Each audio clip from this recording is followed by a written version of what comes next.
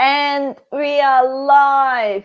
Good evening, everyone. Thank you so much for joining us tonight. Welcome to tonight's Live Viviana live stream. And tonight's topic is how to create and lead high-performing agile teams. So again, thank you so much for finding time this evening to join our live discussion. Please make sure introduce yourselves in the comments. Let us know what you do and join our conversation with your comments and questions. And please also, when you commenting what you do, let us know. Do you currently work in agile team or not? So yeah, just drop it in the comment, introduce yourself, and let us know if you're currently part of the agile team or not. So if you're new to my live show, I'm Yana Martins, and I've recently started my journey as an IT recruiter. So hence, I've started a new YouTube channel dedicated to IT career in Australia. So tonight, we're going to talk about how to create and lead high-performing agile teams. And Sandeep is going to share his valuable insights and real-life experience when it comes to forming agile teams. And we're going to talk about, definition of high-performing team, ideal team players, how to motivate them, and which areas to focus on putting a team together. So obviously, it's incredibly relevant topic in agile world. So please tag or share this video with your colleagues who need to hear this. So before I'll pass it over to Sandeep to introduce himself, I just want to remind you that we're going live on LinkedIn, Facebook, and YouTube. So to watch the replays, please subscribe to my YouTube channel, IT Career in Australia. I'm going live there every Wednesday, 5:30 p.m. Melbourne time with various experts from my network. And we're talking about all things around IT career, job search, and specifics of IT industry in Australia. So we're going to answer all your questions from all the platform. Please make sure you ask as many questions as you want, but please stay on the topic as well. And the most active participants will also receive a nice surprise at the end of this stream. So please don't forget to introduce yourself so we know who we're talking with. Not everyone likes talking with crickets. And let us know if you currently work in the agile team. Thank you. Nirajan saying, go Sandeep. Yay! And welcome Nirajan, and I'm passing on to Sandeep to introduce himself. Thanks, Anna. Thanks a lot. So, hi everyone. This is Sandeep. I'm based out of Melbourne, Australia. I have got around 19 years of IT experience, out of which recent 10 years experience in leading, creating, as well as supporting high-performing agile teams and leadership group across Asia Pacific and Europe. So today we are going to talk about this very interesting topic. Quite sometimes people feel like, is it a reality or an illusion? Uh, because always everyone want to work in a high performing team, and nowadays there is a more focus towards team health, well-being of everyone rather than just delivering outcome. So let's deeper and then find out what it stands for.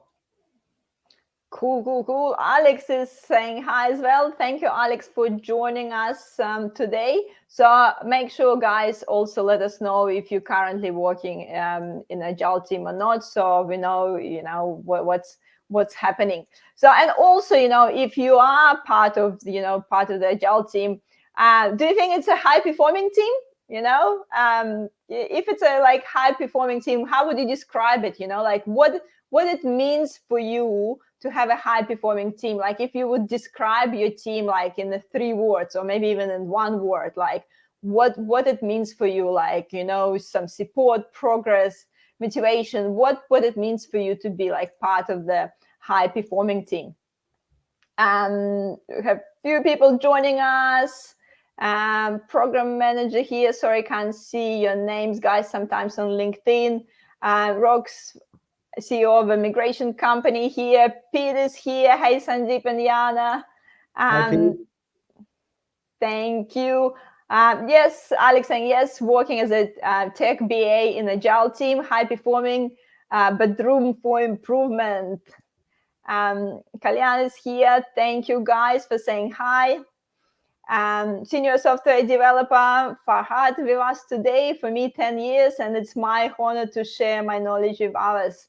Um, oh my God, how many people joining today? Happy Hump Day, Michael. I've been doing something along the lines of Agile for over 25 years, but 5 years in formal Agile team, and 4 of those have been leading teams. Welcome, Michael. You definitely can contribute to our conversation. And Rock's currently building a high-performing board team himself. So again, guys, and also if you can tell us what the high-performing team means for you, that will be great help as well. So Sandeep, let's, I guess, go through a bit of a, theory and some foundation. Yeah. Firstly, what is a team? Yeah, what is definition of the team in general? So if you talk about team in any context, doesn't matter whether you're talking in the sports, NGO, or any other place. Team is a group of people who respect each other, who share information, knowledge, and collectively they work towards a common goal. And while doing that, what happens? There are a lot of synergies, and it's like where you try to leverage collective knowledge and deliver better outcome by ensuring you support each other. So that's the whole concept of team. Quite often people just referred any group as a team without realizing whether they have got any common goal, whether they are working towards common vision or mission. Uh, so in absence of that, the foundation of team doesn't sounds good. If team people are put together without knowing what's the purpose for that team, without knowing what we are trying to achieve or want to achieve, it doesn't gel well together. And I guess, like, who's the ideal members of the team? How we define that? So no rocket science. If you want to form a team, you need to have a team player. And when we talk about team player, we are not talking about individual contributors. We are not talking about experts or scholars in their industry. We are talking about team players who have got 3 attributes. And if you want to dig deeper, I highly recommend reading this book by Patrick Licioni, The Ideal Team Player. In this book, what he has said that if you want to create a high performing team and you happen to recruit, hire, or onboard any team member, you should look for only 3 attributes. Team members should be humble enough to accept mistakes, humble enough to learn more, hungry, hungry in terms of always striving to do more, striving to learn more, and smart. And when we talk about smart, we are talking about person who is able to gel well with others, who has got knowledge about how to tackle certain challenging situations by supporting each other. So these 3 are key skills when it comes to finding out any ideal team player. And sometimes you might have a couple of those things which are mentioned here, and you need to build certain other things, but that can be done as long as you have got a growth mindset that Sandeep doesn't know certain things today, but if he is hungry, he is humble enough to accept that he doesn't know this area, he will definitely learn that thing and move to the next level. So these are the few things which needs to be kept in mind. Look, there is, I guess, a common, I guess, not misunderstanding, but sometimes it is that, like, if you want to bring the high performing team together, you need to bring high performing individuals together. So how how would you address that? Like, if you bring all the best from the best and put them in a team, would it be a high performing team? No, not really, not really. If you look at any sport, if you look at any other example when team have performed better, not always you have got everyone who is expert in their area.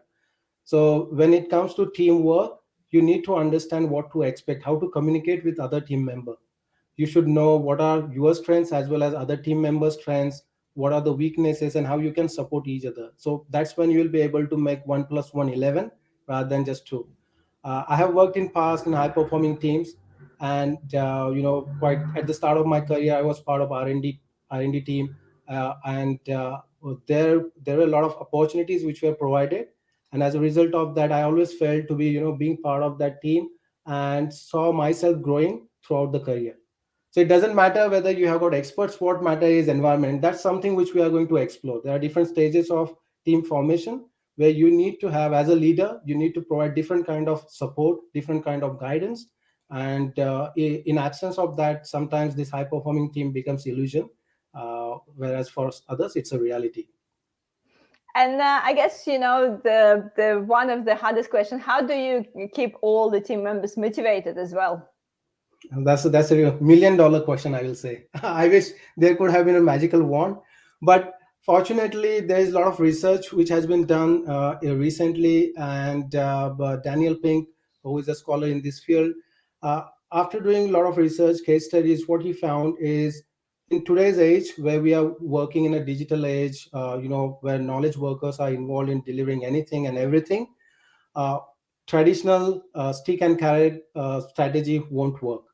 If you want to motivate knowledge workers, you need to focus on three things. First thing is autonomy. Help them be self-directed, help them have right kind of environment when they can pick and choose how and when and what they can do. Mastery.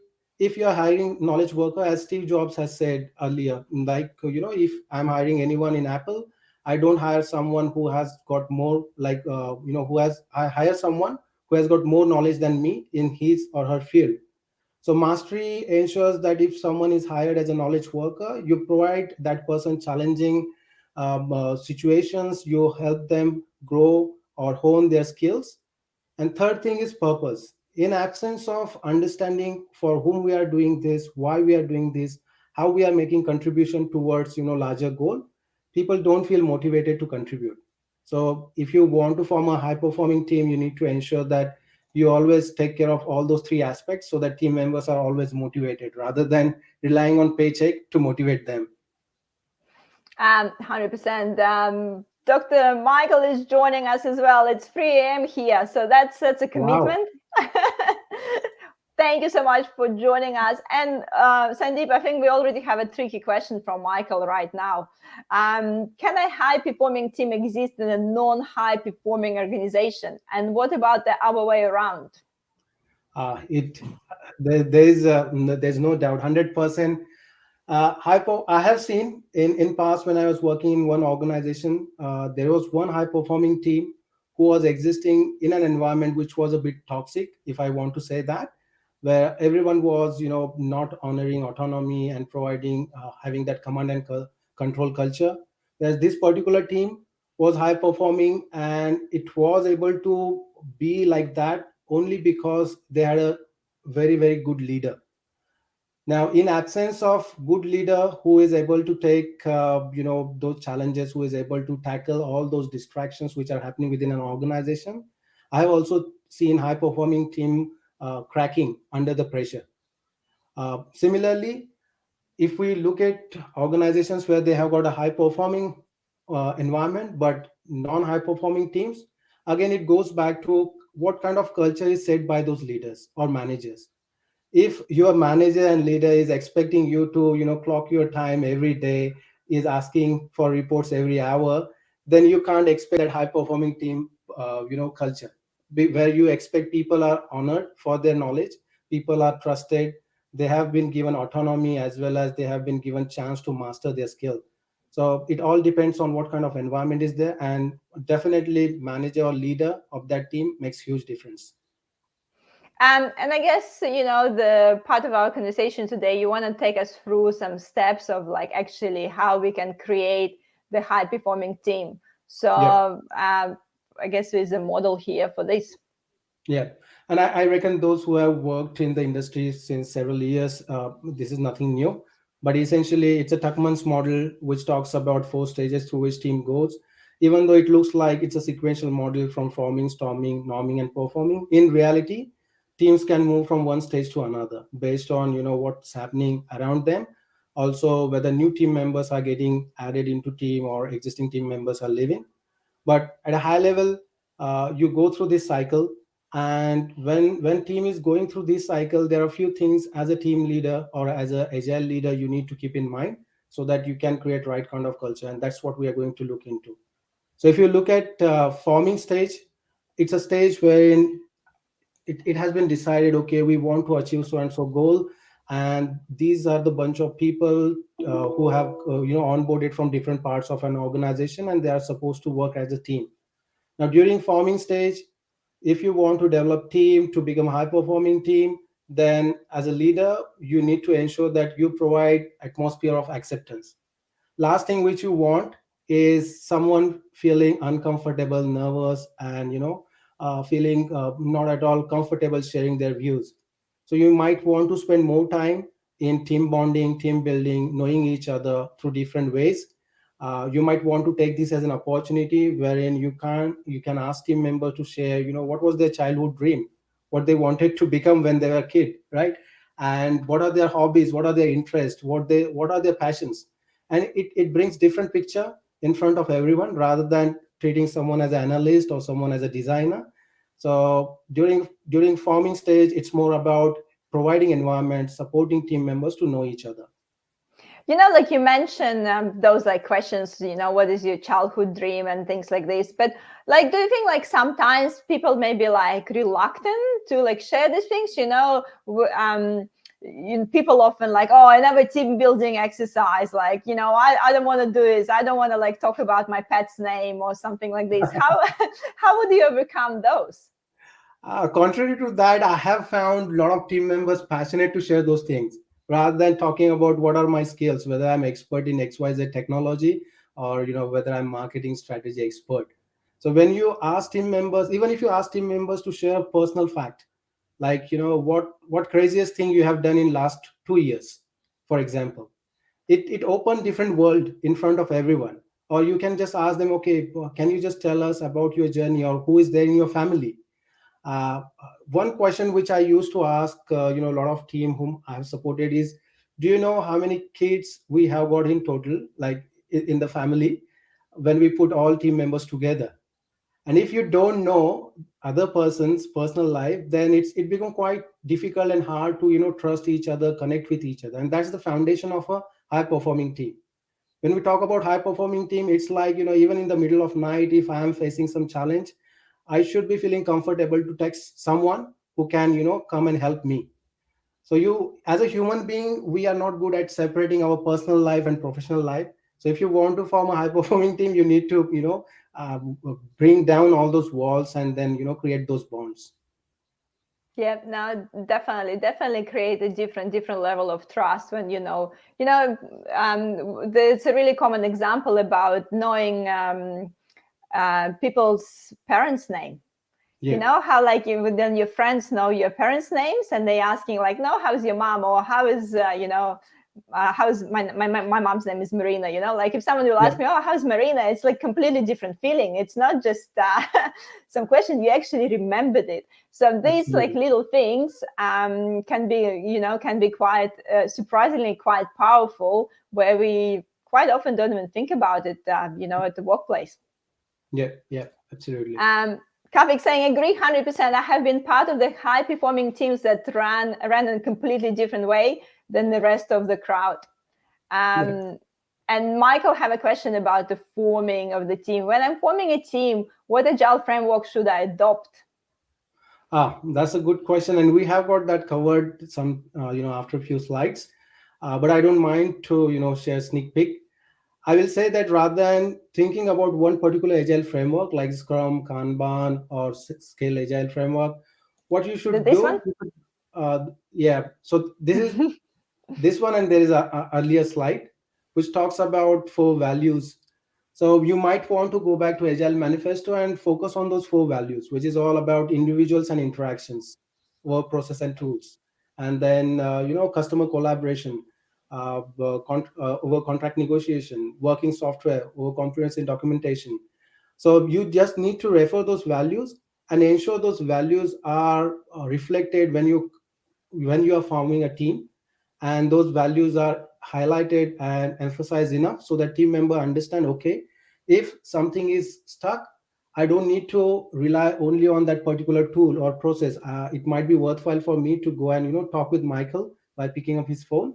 Or if we are talking about certain things, we should know that if customer is who is going to look into our feature or going to use what we are producing, there's no point in negotiating things. Let's go and talk with him or her and understand what he or she is going to look for.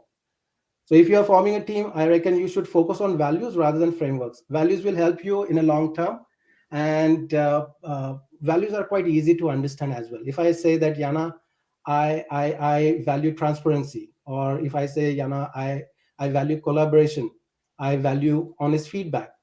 Then it's pretty clear compared to using certain jargons like, let's have a stand up, let's do retro. Now, yes, definitely you will go there, but not at the first stage itself. And give team members freedom and autonomy to choose what kind of framework they want to use, which will suit based on their kind of work which they are supposed to do. Michael saying, I love asking painful questions. So glad you did recommend the framework. Michael, we're agile here, okay? So it's agile Yes, conversation. So we're yes. jumping from slide to slide, we're just changing all our structure just for your question. I wonder whether Michael has got sneak peek into our slides, Yana. Yes, definitely. Just he actually joined the stream. We just don't know about it. So let's come back to I guess the forming team. So obviously we mentioned before, guys, there's like a four steps of forming, storming, norming, and performing teams. So we talk about forming, and I guess the next step is storming stage. Yeah, and it's quite interesting stage. Quite often, a lot of teams get stuck in this storming stage and never move on to performing and norming stage. And it happens because of the culture and kind of expectation which is set across multiple team members. And that's when it's quite crucial as a agile leader to ensure that you are not avoiding conflicts. You are not avoiding all those situations wherein team members are becoming assertive, sharing conflicting views. This is the time where you need to step in, and probably you need to act as a mentor and coach and help team to realize what is the right fit for this particular situation to team. You need to leverage different techniques through which team members can contribute, and then come up with something which is more, collaborative approach, which will be in the interest of entire team. Now, my 2 cents about storming stage: if team members are not comfortable, if Yana is suggesting something and Michael is suggesting something, Sandeep is suggesting something, and these three things are extreme. Now, how do we tackle that?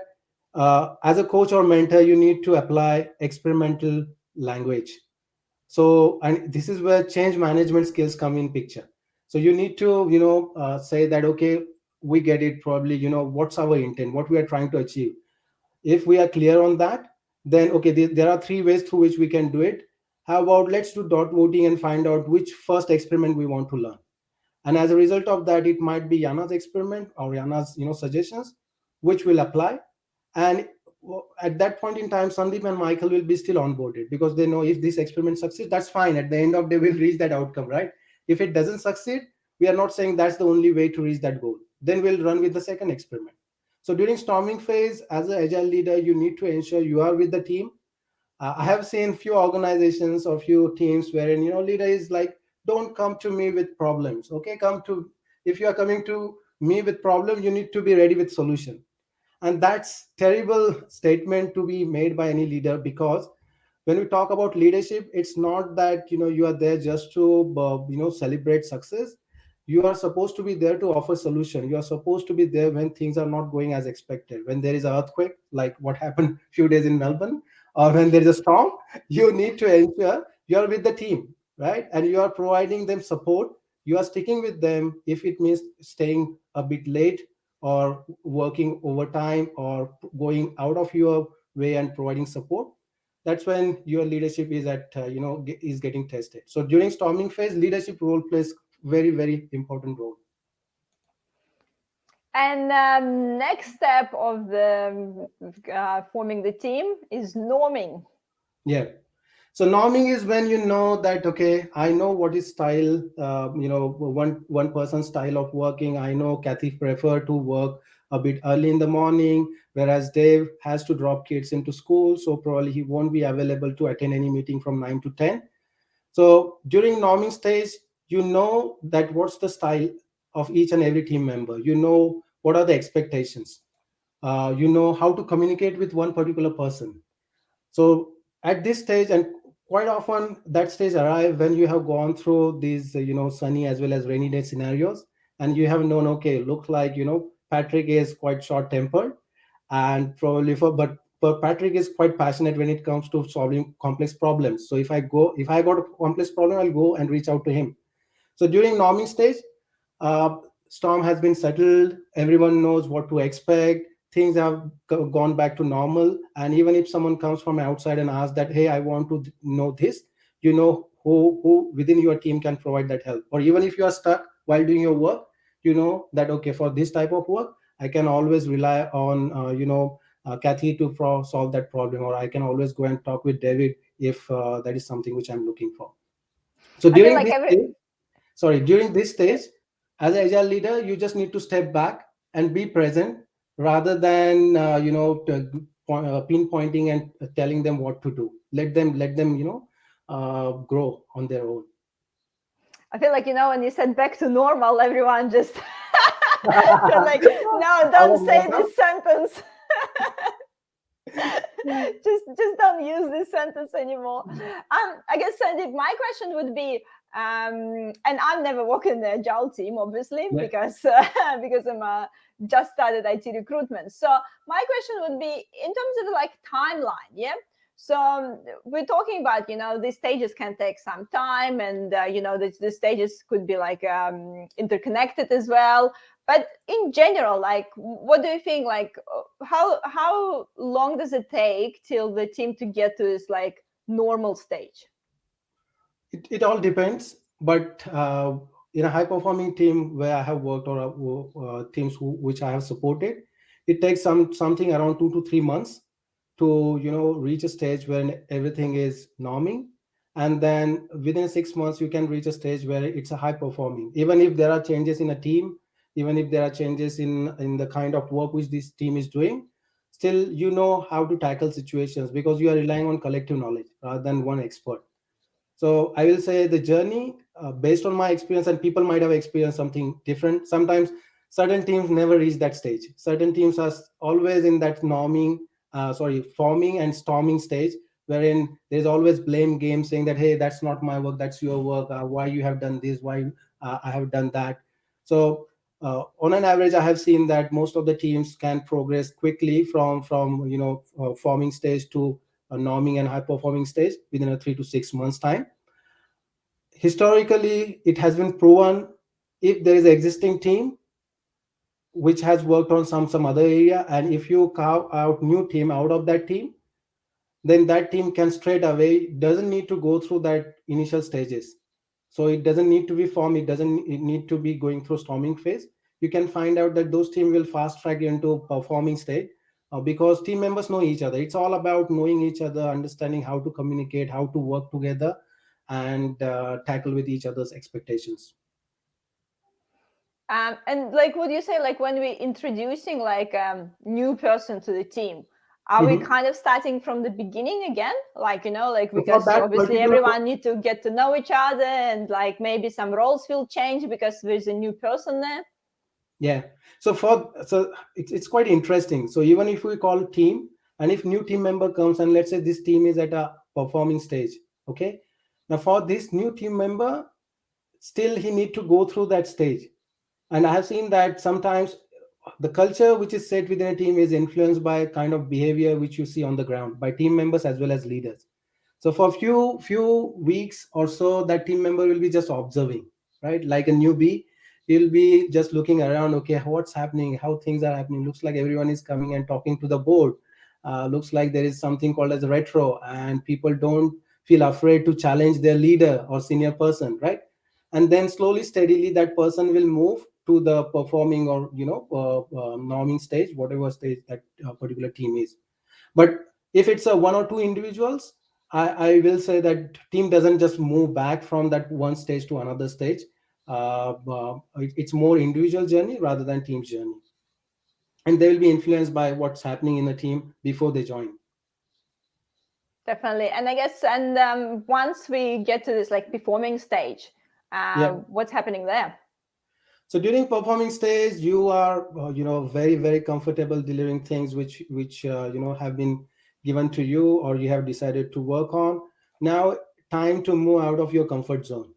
So as a leader, you might want to challenge team to pick up things which they haven't done in past. You might want to push team hard, saying that, okay, can you come up with innovative ideas? Is there anything else? What kind of improvements we can bring into the table?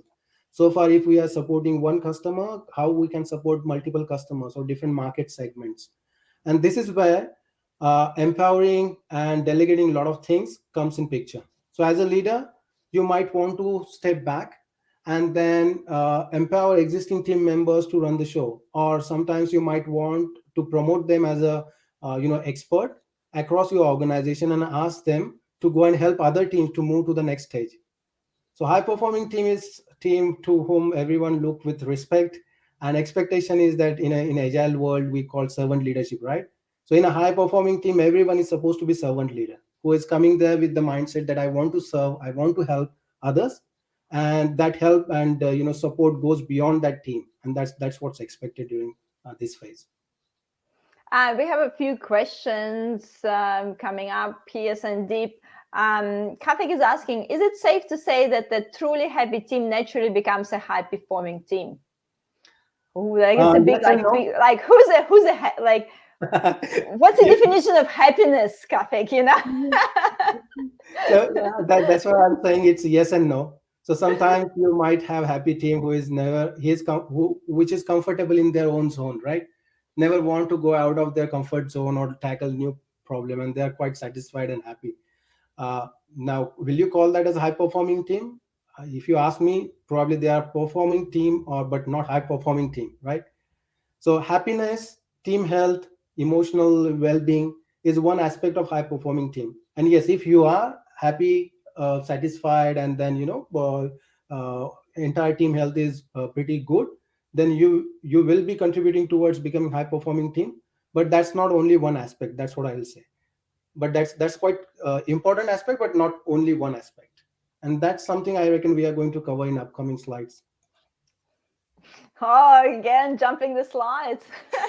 Michael is asking, what help do you offer someone who tries but constantly deviates from agreed path? Emphasis here is helping that team member. Yeah.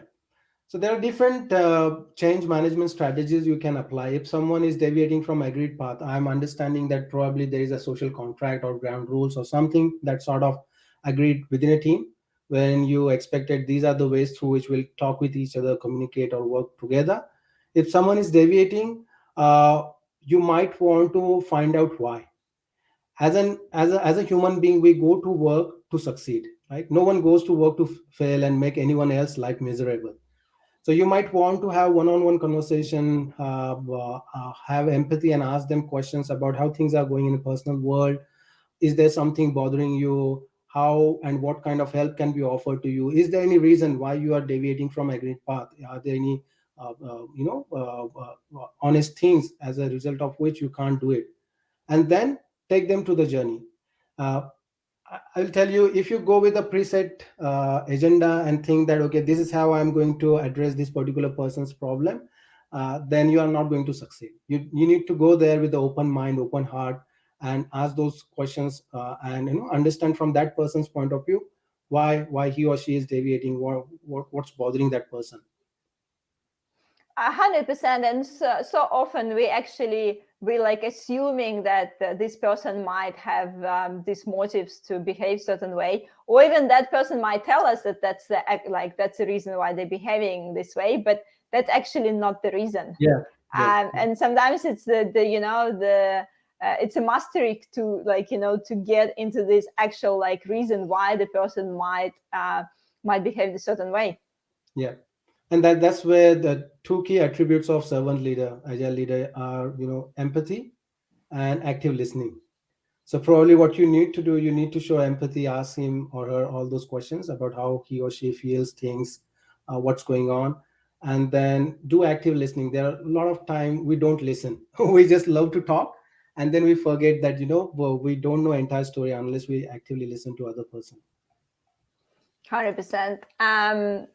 Rajaf is saying hi. He really want to say hi. He say hi like the 7 times. Hi, Uh, Rajaf. Thank you for joining us. And Michael, have another question. You mentioned that the high-performing team is often viewed by the organization favorably. A past team was High performance. high-performing, but why the organization view us as a toxic? Mistook passion for argumentative. How can this perception be realigned? So only way through which you can realign perception is by having common ground. So if it happens that particular team want to innovate and want to come up with different experiments and go in certain direction, which is not in line with what organization is trying to look for or aiming for, then probably there is issue of misalignment rather than culture or what how things are perceived. So even if I'm proficient in certain thing, right, and if that's not what company or organization is looking for or even customers are looking for, then it doesn't matter how perfect we are and how brilliant job we are doing. So there needs to be alignment between what organization is looking for in terms of that particular team's performance outcome and what that team is doing. So in absence of that alignment, there will be perception, and I reckon bigger question is that what make that organization think that this high performing team is toxic, right? What are those reasons? So it goes back to earlier question. You need to understand what are those reasons and then address them rather than thinking that I'm right or you are wrong. Yeah, it could be, I guess, could be quite challenging as well, especially, as Michael mentioned, when someone like someone just like passionate about something and really just wanna. No, it happens. I have seen certain organizations, because of the nature of work, are quite regulated. They have got a lot of compliance. They have got bureaucracy, strict structure, policies. And in such cases, if you are someone who is coming from startup background and want to deliver things faster, you might feel, What the heck is happening? This thing can be delivered within 2 weeks, but I need to wait for 6 months, right?" Now in such situations, it might happen that even though you are trying to achieve certain things, others in the rest of the organizations might perceive you as a toxic, because they might think that you are coming and trying to break rules and trying to have some certain shortcuts, right, which might harm organization in long run. So it always helps to understand why and what is the end goal. Michael saying we delivered the company expectation on time and within the budget. They just felt we were argued too much, but that's how we got the best outcomes. Oh. Argument is not bad, remember. So conflicts are not bad as long as you are able to manage it in a healthy way and get right kind of outcome. It's good. Otherwise you won't reach to the next level, right? Everyone will say yes, yes, yes. As a side note, all team members felt it was some good debating and not a side of toxicity. I guess, like if within the team you think it's healthy, Yeah. that's probably, that's a good start. Um, So where are we at? So how are we going with the time? Or, we can obviously always talk forever. So I Yeah. guess what other things you want to mention, the focus, what are the focus areas for like a high performing team? So there are three focus areas when it comes to creating high performing team, and in fact it has nothing to do with agile teams. You can apply it to anywhere. First thing is that what team does. Okay, who is our customer, what value we are adding, what we are supposed to deliver as a final outcome. Second thing is about how team works. So what are those ground rules, how we are supposed to work together. And third thing, which Karthik has mentioned, is about happiness or feelings. How team members relate to each other. How do they feel? Do they feel being part of one team, one family, or they just feel like stuck in the system and they are forced to work together even though they don't gel together. So these are the three focus areas on which you need to focus as agile leader whenever you are creating or supporting any high performing team. But like we were talking about this, keep talking about this, like happiness and team members related to each other. But like, what if just like two team members, they just like hate each other? Then here probably that's the personality issue or challenge. Then you might not want everyone to be best friend or best buddies, right? But at the end of the day, you want to have some ground rules saying that okay, that's fine. You have got different view, I have got different view. But at the end of the day, what team is looking for, right? And that's where that maturity comes in, and that's when you need to have something called as emotional intelligence. In absence of emotional intelligence in today's world, when knowledge workers are contributing towards economy or anything which is done in big organization, you won't be able to survive, or probably you won't be able to succeed. And when we talk about emotional intelligence, it's not just being aware about what I am feeling, thinking, but also being aware about what others are thinking and feeling, and showing that maturity wherein you can just step out of your comfort zone and provide that helping hand, or even if you can't help, just listen and then provide them support as and when they require. So if two people are not happy with each other, we don't expect them to become overnight best buddies. And in fact, in my past experience, I had few clashes with one of the team member at the start of my career. But eventually, after spending 3 to 6 months together in a one team, we realized, okay, Sandeep's style of working is this, whereas Patrick's style of working is this. But at the end of the day, we want to deliver something. Whenever our success is reliant on team success, and with that kind of attitude and understanding, we moved on. So that can be dealt with by having that maturity and emotional intelligence in place. And I think you have some recommendations about a book on emotional intelligence as well. Yeah, Daniel Goleman's, this is a classic book which I'll highly recommend if you want to dig deeper and understand, why emotional intelligence matter more than intelligence quotient. And there are different aspects like self-awareness, self-management, social awareness, and relationship management. These are crucial skills for any leader. I will say it doesn't matter whether you work in a agile environment or not, or even if you worked as an individual contributor. I will highly recommend reading this book to gain more insights. And we have one more question from Michael, I guess quite related to the current, environment. Is it possible to have a high-performing team that is diverse and across many time zones? What are the additional challenges and how to overcome them? So main challenge is having overlapping time.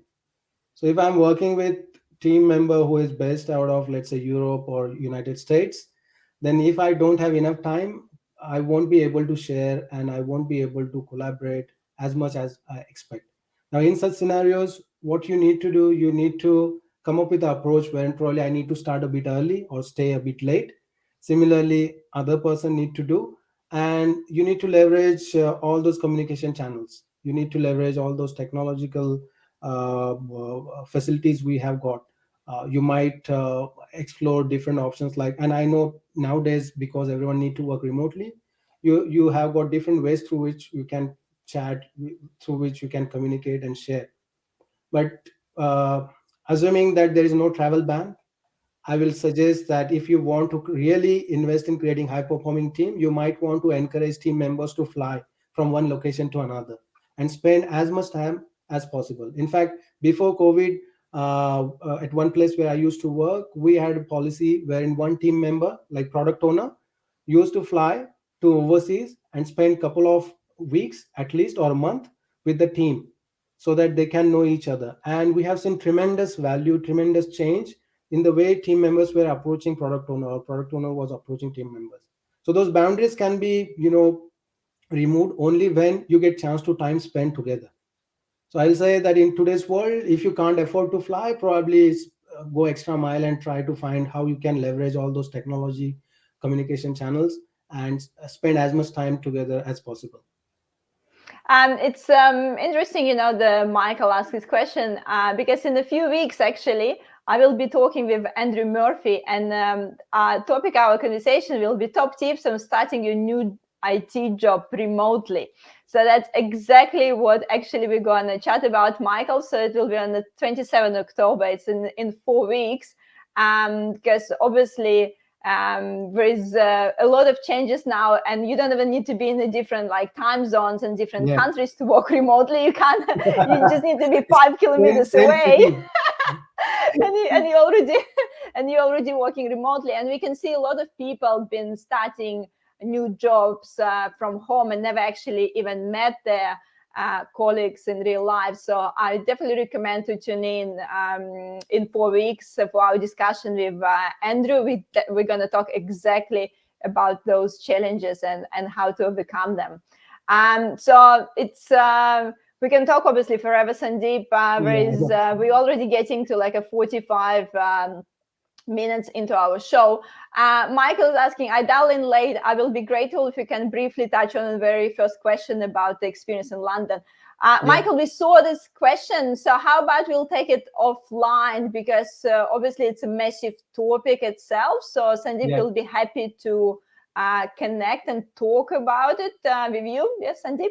yeah, absolutely, Michael. Let's touch base offline, and I'll be more than happy to share my 2 cents how to tackle such situations. And Steve is saying, hi, there was a great session. Thank you. I need to drop off. All the best, everyone. Thank you, Steve, for joining us. We Thanks. kind of trying to, like wrap up ourselves. But I guess the one more thing we want to mention for those who want to master the agile leadership, and get the support of forming high performing teams. What sort of certification they can obtain? Absolutely. So I'm big fan of formal education. Apart from reading books, if you want to fast track your career and you want to, learn more about agile leadership, I will highly recommend Enterprise Agility Foundation course, which talks about change management, system thinking, and how to deal with those challenging situations when team members are not supported or doesn't feel like working in a right environment. Discipline Agile Senior Scrum Master course. Don't get disillusioned by the title Senior Scrum Master. It's more about senior team leader. It helps you to understand how to tackle with different challenges when you work in an environment where team members are following different agile delivery life cycles. Product owner, product manager certification will help you to have mastery over content, which we looked into earlier. So you'll know how to have customer centricity at the forefront when as a team you are dealing with any new challenge. Leading safe and Kanban coach, these certifications are quite unique. Kanban coach is a certification which will help you irrespective of what kind of agile framework you are using or non-agile framework you are using. Still you can build a team who can swarm and who can solve problems together. And leading safe will help you in a big organizations wherein more than 100 and 125 team members need to work together as a single group. What kind of things, what kind of behaviors, and what kind of lean agile mindset you need to have in place. So you can start your journey from anywhere, and all these things are quite unique. And I will say that more the merrier, right? So always, if you want to learn more, explore more. 100%. And I know, Sandeep, that you also, would love to connect with anyone, and I guess give your advice as well if you can. Yeah, absolutely. So these are a few ways through which you can connect with me. So Agility Academy is the channel through which we run all these courses as well as mentoring sessions. You can connect with me on WhatsApp, or simply drop me a text on LinkedIn or on my phone number, and we'll be happy to help you or guide you and your team in this journey. In I addition to can't this, even look at the QR codes anymore. You have three QR codes in this slide. I'm like, no, you can no pick more and choose, QR right? codes. You can pick and choose. All those codes will lead to me. So it's up to you. Okay. And also, guys, you can join one of the monthly free sessions with Sandeep as well. So here's another QR code. Yeah. Nowadays, no one like to type a website and anything. So you can just use your phone, scan this code, and it will take you to the registration form. So we are running this since last several months. Agile leadership orientation free session, which is usually in the middle of month. So next one is planned on 14th of October. Feel free to come and join. Expectations are zero in terms of earlier knowledge. We'll be happy to have you as a part of this Agile leadership group. So everyone who joined us today, feel free to join for this monthly session. Kalyan saying, this is an interesting question from Michael. So I can share those tips techniques with me. So it looks like, the three of you will be having conversation about, I guess I just briefly bring the context. It's about the team who resisted the change to the point that they have started lying and undermining the agile coach. So obviously, it's probably the whole a topic for another live stream right there. No, in fact, this topic and topic of dealing with dysfunctions of team, require at least couple of days. If you ask me, if you want to do justice to these topics, what we have covered so far was at the surface. Yeah, And I think like I think you had like some book to recommend around it as well. yeah, Was yeah, it here? Yeah. yeah. This one, five dysfunctions of team. So probably Michael, if you are not aware, it will be worthwhile to have a look at this book, which talks about what kind of anti patterns or dysfunctions you can observe within a team, and if it's there, how you can tackle those situations through innovative ways. So this is really good source for anyone who want to make an impact on a team who is dysfunctional, which is dysfunctional. And obviously, Michael and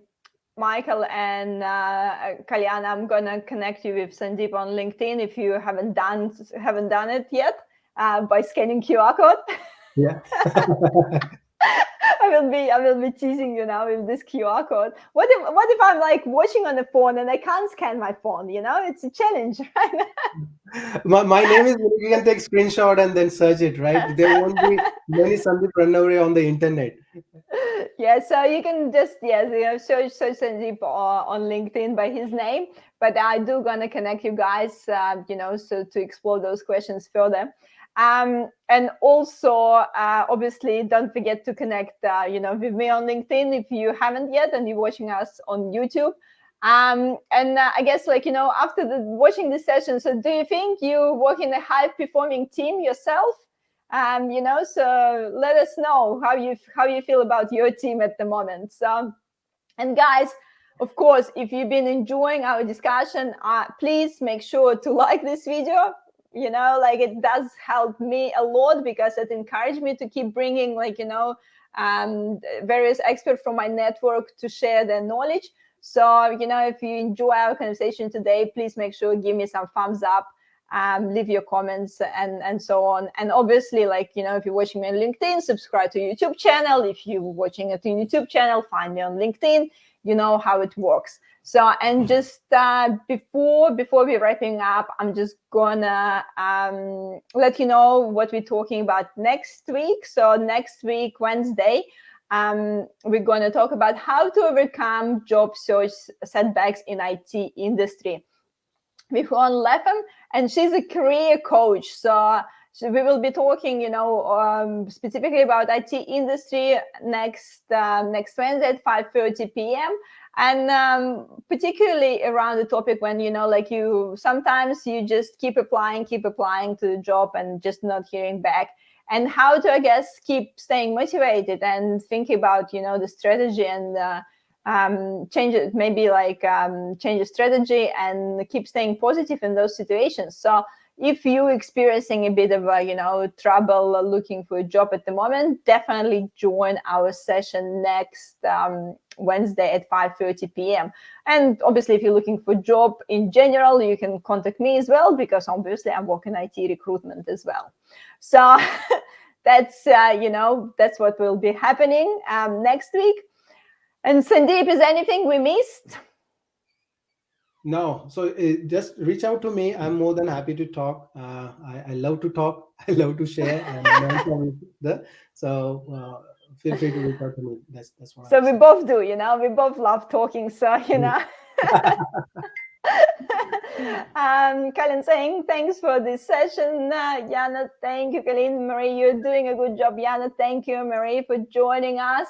And also, Sandeep, just to put you on the spot, as I do, just to wrap up this session, could you please share your favorite inspirational quote with us? Follow your passion. That's it. That's it.